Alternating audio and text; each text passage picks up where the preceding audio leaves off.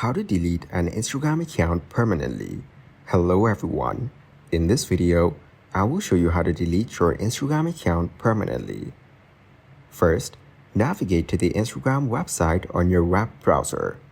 Once logged in, click on More, which is shown on the left bottom corner. Now go to Settings and reach the Account Center. On the left panel, you will see the Personal Details option. Then click on it and select the Account Ownership and Control option.